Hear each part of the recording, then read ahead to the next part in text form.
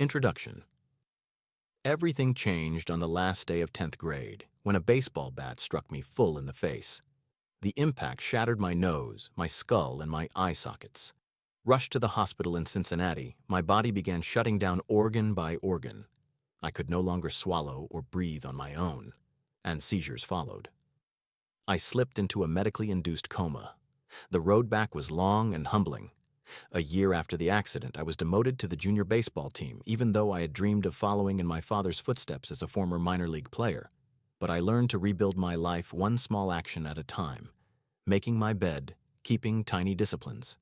That feeling of regained control, even in the smallest form, was the real starting point. There was no miracle, only an accumulation of small victories. That same philosophy guided me when I launched my website in 2012, and later when my articles were picked up by Time, Forbes, and professional coaches. This book is not theoretical. It is a practical guide built on the unchanging laws of human behavior, applicable to health, money, relationships, to any part of life you want to transform.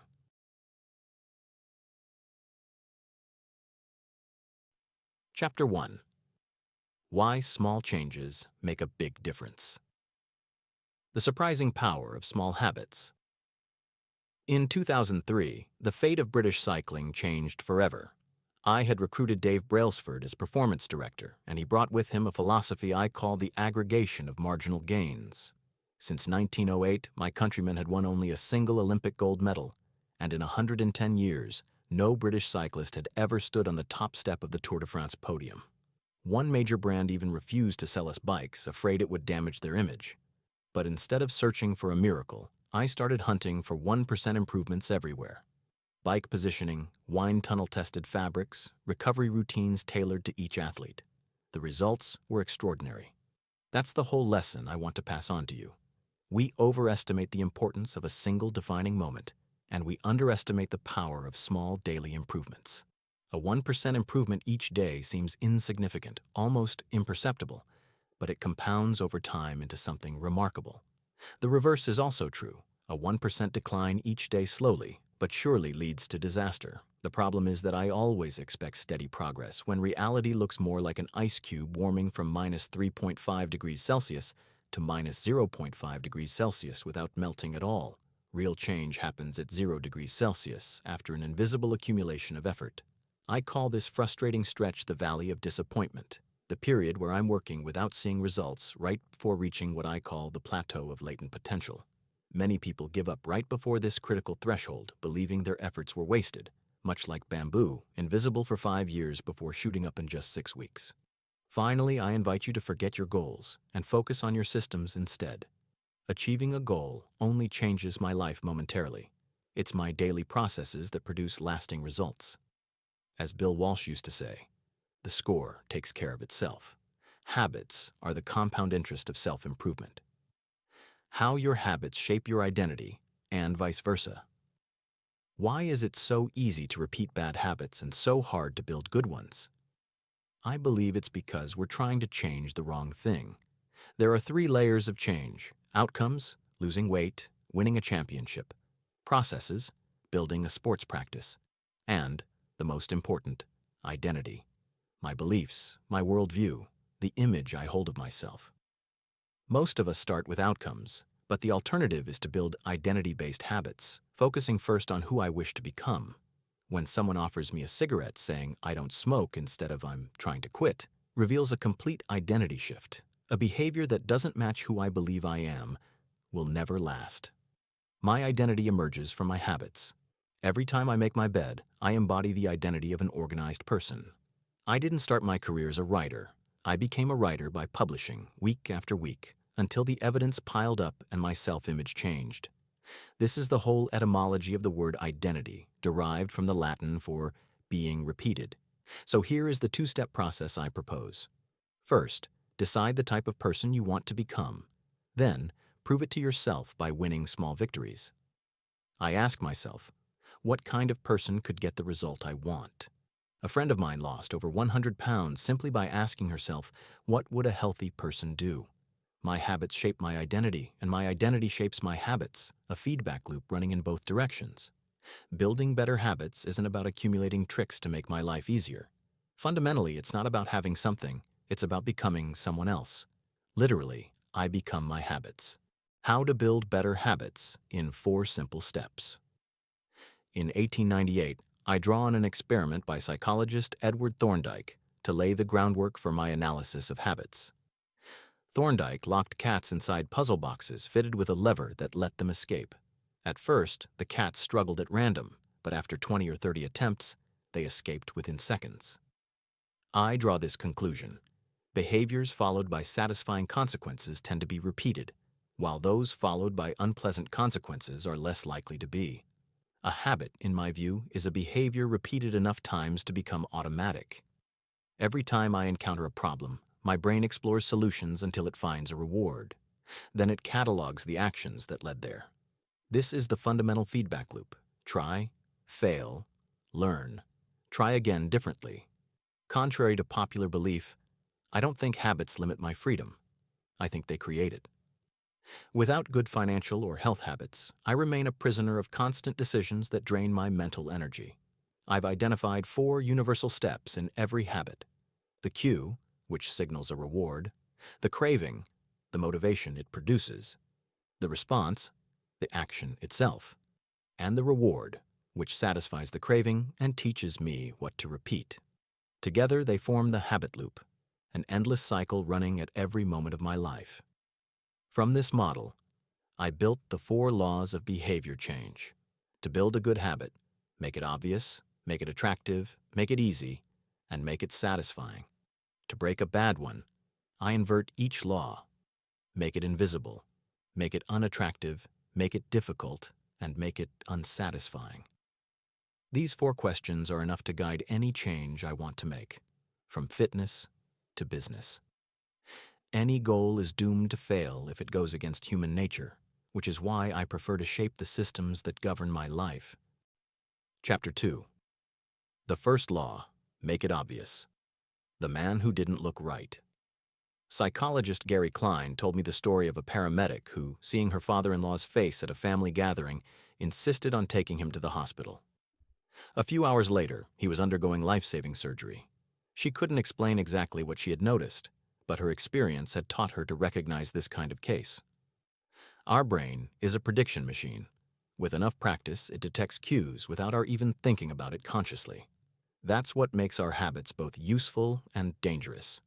I don't need to be aware of a cue to fall into an automatic pattern until the day someone points it out, like the store clerk who reflexively cut up a customer's credit card. Japan's railway system inspired a solution, the pointing and calling method, where conductors point to and announce each action out loud, cutting errors by 85%. I adapted this principle by creating the habit scorecard, listing my daily habits and marking each one plus, minus, or equals without judgment, simply to observe what's really happening. There are no good or bad habits in themselves, only habits that are effective or not for the identity I want to become. All change begins with awareness. The best way to start a new habit. In 2001, I studied the behavior of 248 people split into 3 groups to improve their exercise habits. The control group and the motivation group showed no meaningful difference, 35 to 38% exercised once a week. But the third group asked to complete the sentence. Next week, I will exercise on day, at time, at location, reached 91%. This technique, called an implementation intention, relies on the 2 most powerful cues, time and location. Many people think they lack motivation when really what they lack is precision. I suggest this formula. I will behavior at time, in location. I also like to tell the story of Diderot, who received a beautiful robe and ended up through a domino effect replacing all of his furniture. This is what I call the Diderot effect. One possession leads to another. I use this principle positively through habit stacking, developed by B.J. Fogg. Instead of tying my new habit to a specific time, I attach it to a habit that already exists. The formula: after current habit, I will, new habit. For example, after I pour my morning coffee, I meditate for 1 minute. This is how I turn the natural momentum of one behavior into a springboard for the next. Motivation is overrated. Environment often matters more. Anne Thorndike, an emergency physician at Massachusetts General Hospital, had an unusual idea: improve the eating habits of thousands of people without ever talking to them. With her colleagues, she ran a 6-month study in the hospital cafeteria, simply adding bottles of water next to the sodas in every refrigerator. The result: soda sales dropped by 11.4%. Water sales rose by 25.8%. No one had said a word about it. This confirmed an essential truth for me. Environment is the invisible hand shaping my behavior. In 1936, psychologist Kurt Lewin summed it up in an equation: behavior is a function of the person and their environment. Items placed at eye level sell better. 45% of Coca-Cola sales come from end-of-aisle displays. I don't always choose what I want. I choose what's most visible to me. I experienced this myself. I used to buy apples that I'd forget in the fridge drawer until they rotted. The day I placed them in a big bowl, clearly visible on my counter, I started eating one every day. The good news is that I'm not doomed to be at the mercy of my environment. I can become its architect. Over time, my habits stop attaching to a single cue and instead attach to an entire context. That's why it's easier to build a new habit in a new environment, away from the competing signals that pull me back into old patterns. When I finally had a separate room to work in, I was able to disconnect my professional mind from the rest of my life. My mantra: one space, one use. If my space is limited, I divide it into distinct zones. A stable environment where everything has its place is one where habits settle in effortlessly. The secret to self-control. In 1971, 2 members of Congress discovered that more than 15% of American soldiers deployed in Vietnam were addicted to heroin. Researcher Lee Robbins later revealed that only 5% of those users relapsed within a year of returning home, compared to 90% among typical addicts after rehab. The difference: the environmental cues had disappeared. This study upends what I thought I knew about bad habits. I was always told that a bit of discipline was enough to solve my problems. But people known as disciplined don't actually rely on willpower any more than others. They structure their lives to avoid temptation altogether. The best self-control belongs to those who need it least. Once encoded, a habit never truly disappears. Patty Olwell, a former smoker, felt the urge for a cigarette decades after quitting, simply by getting back on a horse. That's why I consider bad habits self-catalyzing. They feed themselves in an endless downward spiral. The most reliable solution isn't resisting temptation, it's removing the cue at its source, leaving your phone in another room, unfollowing accounts that feed the craving, taking the TV out of the bedroom. This is the inversion of my first law: make bad habits invisible rather than relying on willpower. Chapter 3. The second law. Make it attractive. How to make a habit irresistible. In the 1940s, Nico Tinbergen studied herring gulls and discovered the chicks pecked at the red dot on their parents' beak. When he presented a beak with 3 large red dots, the chicks became wildly excited. He called this phenomenon a supernormal stimulus, an exaggerated version of reality that triggers a stronger response than usual. I believe we humans fall for these exaggerated versions too. The food industry searches for each product's bliss point, that precise combination of salt, sugar, and fat that excites our brain. Our social media feeds, our retouched advertisements, our online pornography are the supernormal stimuli of the modern world. All of this brings me to the second law of behavior change: attractiveness. The underlying mechanism is dopamine. Studies have shown it's released not only when I receive a reward, but especially when I anticipate one. It's the anticipation, not the achievement, that drives me to act. This is where my favorite strategy comes in: temptation bundling, which links an action I want to do with an action I need to do. Ronan Byrne, a student in Dublin, wired his stationary bike to Netflix so the show would only play while he was pedaling. A BC did something similar by pairing its Thursday night lineup with a glass of wine and popcorn. I often combine this strategy with habit stacking. After current habit, I will do habit I need. After habit I need, I will do habit I want. For example, after my coffee, I state my gratitude. Then I read the news. Doing what I need to do becomes the condition for doing what I want to do. The role of family and friends in shaping habits. In 1965, a Hungarian man named Laszlo Polgár wrote a series of letters to a woman named Clara. He firmly believed in the power of hard work and completely rejected the idea of innate talent. His mantra, "Geniuses are made, not born." He chose chess as the testing ground for his future daughters, and Clara agreed to join him on this adventure. Susan, Sophia, and Judith grew up immersed in chess, day and night. Judith, the youngest, was already beating her father at age 5 and became the youngest grandmaster in history at 15. And yet, if you ask them, the Polgar sisters will tell you their childhood was fun, not exhausting. In their world, an obsession with chess was simply normal. This story helps me illustrate a fundamental truth. We are herd animals. We don't choose our first habits. We imitate them from those close to us, from the crowd, and from the powerful. First, closeness has a powerful effect on my behavior. A study that followed 12,000 people over 32 years found that my chances of becoming obese increase by 57% if a friend of mine does.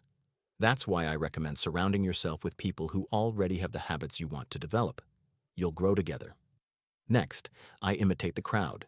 In the 1950s, Solomon Asch showed that in the presence of a group deliberately giving a wrong answer, nearly 75% of subjects eventually conformed, even against the evidence of their own eyes. I often prefer to be wrong with the crowd rather than right alone. Finally, I imitate the powerful. I copy the habits of those I admire, because social status inspires respect and buy-in. I'm constantly adjusting my behavior by asking myself, what will others think of me? Here is what I take away from this. When change means defying my tribe, it's unattractive. But when it means fitting into it, it becomes irresistible. Identifying the causes of bad habits and fixing them. At the end of 2012, I found myself in Istanbul, invited to dinner with Mike, my impromptu guide, and his Turkish friends. I was the only non-smoker in the group. One of them explained that he'd started by imitating friends. But half the guests had managed to quit, including Mike, thanks to a book by Alan Carr, which systematically reframes every cue linked to smoking. Smoking doesn't reduce stress, it destroys it. This is an inversion of my second law. Make the habit unappealing. This leads me to a deeper reflection. Every behavior has two sides, the surface craving and the underlying motive. If I crave tacos, my real motive is survival through nourishment. My modern habits are just present-day answers to ancient desires. Tinder answers my need to find love. Instagram answers my need for social approval. My behavior depends mostly on the predictions I make when facing a cue, not on objective reality. A craving is nothing more than a feeling of lack, the gap between my current state and the state I desire. I can make a tedious habit more attractive simply by shifting my perspective. Instead of saying, I have to exercise, I say, it's time to build my performance. A man in a wheelchair once told me, my chair doesn't confine me, it frees me. I can also create a motivation ritual, linking a habit to something I already enjoy. During my baseball career, my 10-minute warm-up ritual automatically put me in game mode. The key is to redefine my associations, turn a chore into an anticipated pleasure. Chapter 4. The third law. Make it easy move. Slowly but never backward. On the first day of class, I split my photography students into two groups. The quantity group would be graded on the number of photos produced, the quality group on a single near-perfect photo. By the end of the semester, I was surprised to find that all the best photos came from the quantity group. By taking hundreds of shots, they had experimented and learned from their mistakes, while the other group theorized without producing anything. This is what I call the difference between being in motion and taking action. Planning, learning, and strategizing give me the feeling of progress, but they produce no results. Motion mostly lets me delay failure. If I want to master a habit, I have to start with repetition, not perfection. This is my third law. Make it easy. With every repetition, my brain strengthens its neural connections, a phenomenon Donald Hebb described this way. Neurons that fire together wire together. London taxi drivers have a more developed hippocampus. It shrinks as soon as they retire. So the real question isn't how long does it take to build a habit, but how many repetitions. It doesn't matter whether it's the 21 or 100 days usually mentioned. It's the frequency of my successful attempts that eventually carries me across the line into habit, the law of least effort. Anthropologist Jared Diamond made a simple observation in Guns, Germs, and Steel. Continents have different shapes. The Americas stretch north to south, while Europe and Asia stretch east to west. As a result, agriculture spread 2 to 3 times faster along this east-west axis, where the climate stays similar at the same latitude. This small geographical detail ended up shaping entire civilizations. I see this as a global-scale example of my third law of behavior change. We naturally follow the law of least effort. Contrary to popular wisdom about motivation, our brain conserves energy wherever it can and always chooses the simplest option. Every habit is really just an obstacle between me and what I truly want to achieve. That's why I compare forced motivation to water being pushed through a bent pipe. It's better to remove the kink than to increase the pressure. In practice, this means redesigning my environment to reduce friction. Japanese manufacturers understood this in the 1970s by eliminating every unnecessary movement from their production lines, what I call addition through subtraction. I also love the example of Oswald Knuckles and his room reset. He puts every object back in its place, not just to tidy up, but to prepare for the next action. Laying out workout clothes the night before, arranging cooking utensils in advance, all of this makes my good habits easier. The reverse works too. I leave my phone in another room in the morning to avoid checking it without reason. The question to always ask is the same.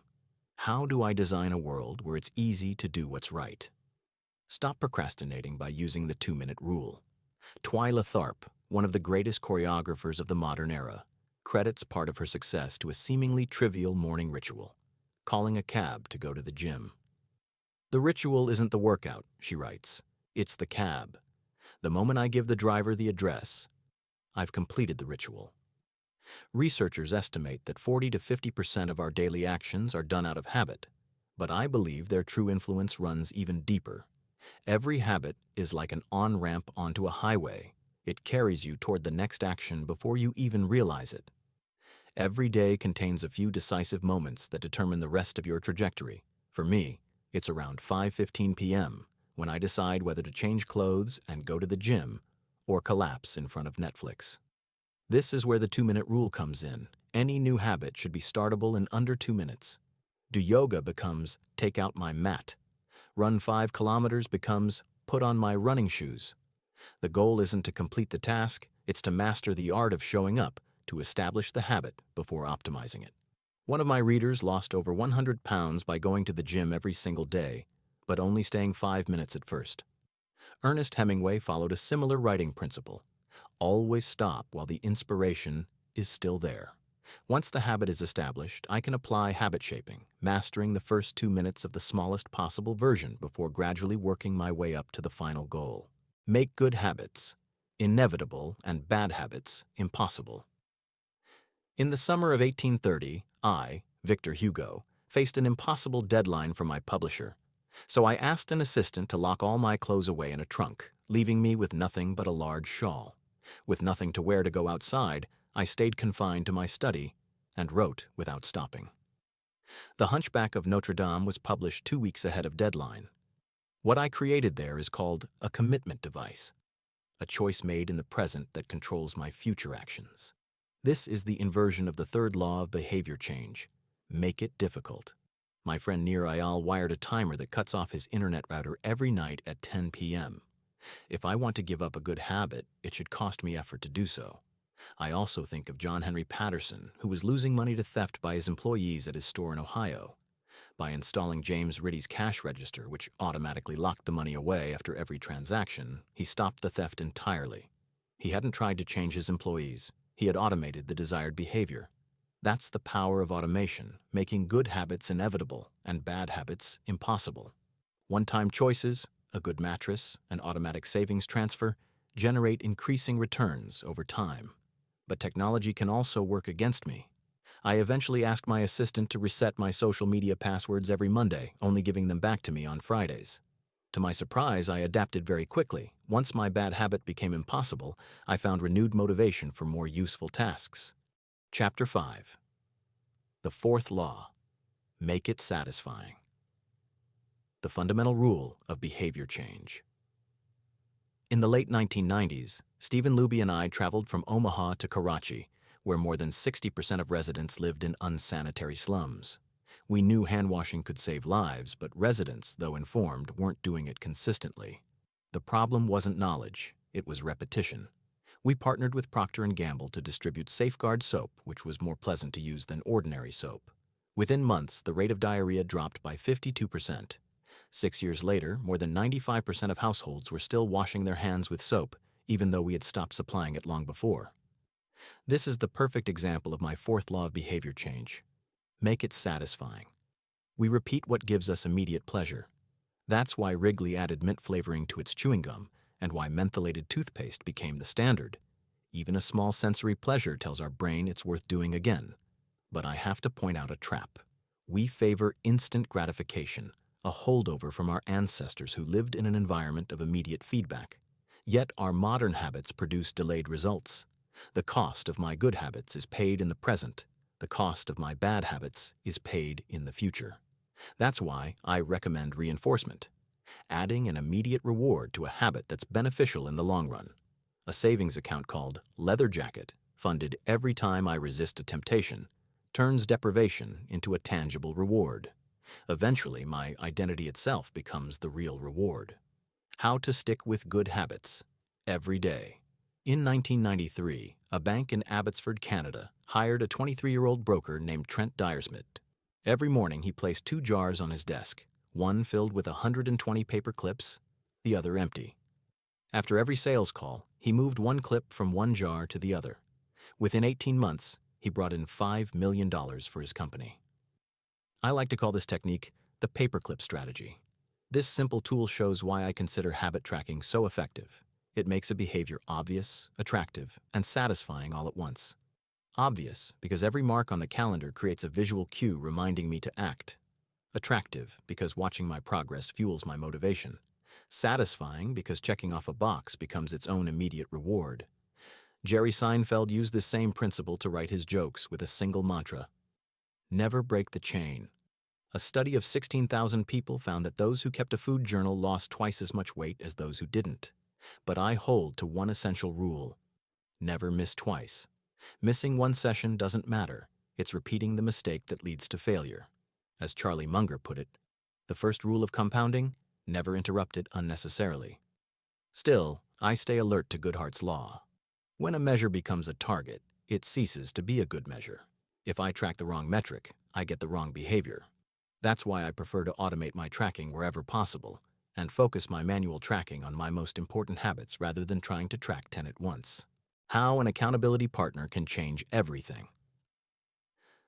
After serving as a pilot during World War II, Roger Fisher studied law at Harvard and spent 34 years specializing in negotiation and conflict management. He founded the Harvard Negotiation Project. But it was in the 1970s, with the threat of nuclear war looming, that he came up with his most unsettling idea: implant the nuclear launch code in a capsule placed near the heart of a volunteer. Before pressing the button, the president would first have to kill a man with his own hands. His friends at the Pentagon were horrified. They said it would cloud his judgment, that he might never press the button at all. This proposal illustrates the inversion of the fourth law of behavior change. I describe in this book: make a behavior immediately unsatisfying. I've noticed that we avoid whatever promises immediate pain. The more local, concrete, and immediate a consequence is, the more it actually shapes my behavior. That's why I recommend a habit contract, a verbal or written agreement in which I spell out my commitment and the penalty I'll face if I fail, signed with 1 or 2 accountability partners. Brian Harris, an entrepreneur from Nashville, signed such a contract with his wife and his coach in order to lose weight, with clearly defined penalties for slipping up. The strategy worked. He reached his goals. Even without a formal contract, a simple accountability partner is often enough. Margaret Cho writes 1 song a day with a friend to stay motivated. I've found that knowing someone is watching makes me far less likely to procrastinate because I care about my reputation with the people I respect. Chapter 6. How to go from merely good to truly great. The truth about talent, born or made. Everyone knows Michael Phelps, but few know Hicham El Guerrouj, the Moroccan runner who holds several middle-distance world records. Despite a striking difference in height, Both athletes have the exact same leg length. Phelps has short legs and a long torso, ideal for swimming. Elga Rouge has long legs and a short torso, perfect for running. If I swapped their sports, each would start out defeated. The secret to maximizing my chances of success is choosing the right field of competition. My genes don't determine my destiny, they determine my areas of strength. As physician Gabor Mate puts it, genes can predispose, but they are not predetermined. My personality, shaped by my genes, breaks down according to the Big Five model: openness, conscientiousness, extroversion, agreeableness, neuroticism. These deeply rooted preferences make certain behaviors easier for me than for others. I don't need to apologize for that. I need to work with it by building habits that fit my personality rather than the one society happens to value. To find the field where the odds favor me, I use an explore/exploit approach. Explore widely at first, then focus on what works while continuing to explore occasionally. I ask myself simple questions. What comes easily to me but feels like a chore to others? What makes me lose track of time? If I can't find that favorable field, I can create one by combining my skills, like Scott Adams, creator of Dilbert, who combined his average drawing skill, his sense of humor, and his corporate experience into something rare. A good player works hard to win at everyone else's game. A great player invents their own game. In short, one of the best ways to guarantee lasting satisfaction from my habits is to choose behaviors aligned with my nature. I work hard at the things I do easily. The Goldilocks rule: how to stay motivated in life and at work. In 1955, a 10-year-old boy started selling guidebooks at Disneyland for 50 cents apiece. He learned magic, then performed in small clubs around Los Angeles, sometimes to empty rooms. After 15 years of hard work, he became one of the most celebrated comedians of his era. Steve Martin himself summed up his journey this way: 10 years of learning, 4 years of refining, and 4 years of explosive success. His story illustrates the Goldilocks rule. I stay motivated when I take on challenges that carry a manageable level of difficulty, not too easy, not too discouraging. Every year, Martin extended his set by only a minute or two while keeping a few reliable bits. But one day, a weightlifting coach shared a different secret with me than the one I expected. Those who succeed never get tired of training, over and over. The greatest threat to success isn't failure, it's boredom. That's why I'm interested in variable rewards, like those found in slot machines, which amplify our cravings by reducing the sense of monotony. A professional respects their schedule, an amateur lets it slip. The only way to become excellent is to learn to enjoy the boredom of repetition. The downsides of building good habits. Habits are the foundation of mastery, but they come at a cost. Once automatic, I pay less attention to feedback and settle into repetition without reflection. Research has even shown that once a skill is mastered, performance typically shows a slight decline over time. To reach excellence, I've formulated this equation: habits plus deliberate practice equals mastery. I have to narrow my focus down to one small element of success, repeat it until it's internalized, then use that foundation to move on to the next challenge. Coach Pat Riley understood this in 1986 with the Los Angeles Lakers. After a disappointing season despite exceptional talent, he created the Career Best Effort program. Every player had to improve their performance by at least 1% each season, factoring in not just statistics but also unsung hero actions: diving for a loose ball, helping a teammate. 8 months later, the Lakers were NBA champions and went on to win 2 more titles in a row. That's the power of reflection and evaluation. Marathon runner Eliud Kipchoge logs notes after every training session. Swimmer Katie Ledecky keeps a daily journal. I myself conduct an annual review every December, followed by an integrity report each summer, asking myself 3 simple questions every time. What worked well? What didn't work? And what did I learn? But this same process of identity building carries a trap. The more sacred a belief feels to us, the more fiercely we defend it against any criticism, even when it's holding us back. In my youth, being an athlete defined my identity. When I stopped playing baseball, I felt lost. The solution is to keep your identity small and flexible rather than rigid. I am an athlete becomes, I am someone who loves physical effort. As Lao Tzu wrote, "What is stiff and hard breaks. What is soft and yielding overcomes."